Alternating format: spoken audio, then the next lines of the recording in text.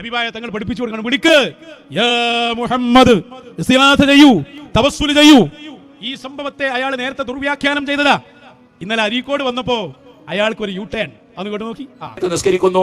അതിനുശേഷം മുഹമ്മദ് നബി സല്ലല്ലാഹു അലൈഹി വസല്ലമ തങ്ങളെ വിളിച്ച് ഇസ്തിഗാസ ചെയ്യാനും അല്ലാഹുവിനോട് പ്രാർത്ഥിക്കാനും അല്ലാഹുവിന്റെ റസൂൽ കൽപ്പിക്കുന്നു.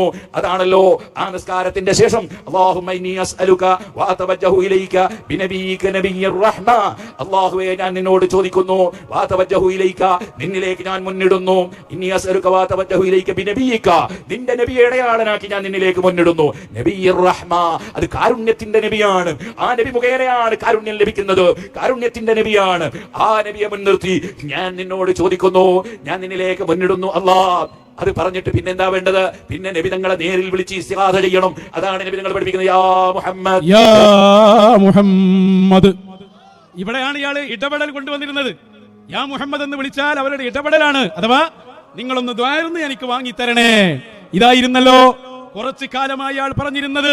നമ്മൾ ഇടപെട്ടു. അവിടെ അതിശക്തമായ പോരാട്ടം, നമ്മുടെ കരളിന്റെ കൃഷ്ണങ്ങളായ മശായിഖന്മാരുടെ നിർദ്ദേശത്തിൽ ഇടപെടലും ഇടയിൽപ്പെട്ട പേരോടും നമ്മൾ എല്ലാ സ്ഥലങ്ങളിലും അതിശക്തമായി പറഞ്ഞപ്പോ ഒടുവിൽ ഇന്നലെ അരീക്കോട് വെച്ച് ഈ സംഭവം പറഞ്ഞ ഉടനെ അയാൾ പറയുകയാണ്, ഇടപെടൽ എന്ന് പറഞ്ഞാൽ വെറും ദ്വാരന്ന് വാങ്ങിത്തരലാണ് എന്ന് മനസ്സിലാക്കണ്ട. അങ്ങനെ ചിലർ ധരിച്ചു പോയിട്ടുണ്ട്. ഞമ്മക്കാ കുറ്റപ്പോ ധരിച്ചുപോയ അമ്മക്കാ കുറ്റം. എന്നിട്ട് പറയാ ഇടപെടൽ എന്ന് പറയുമ്പോൾ നബി സല്ലല്ലാഹു അലൈഹി വസല്ലം തങ്ങൾ തന്നെ നേരിട്ട് ചെയ്തു കൊടുക്കലും ഇടപെടലിൽ വരും. പറയാതെ വിടുവോ നിങ്ങളെ വിടുവോ ഞങ്ങള്? ഇസ്തിഗാസ ഈ നാട്ടുകാർക്കറിയാം, അഹ്ലുസുന്നക്കറിയാം, നിങ്ങളെ മുന്നിലിരിക്കുന്ന സാധാരണക്കാർക്ക് വരെ അറിയാം.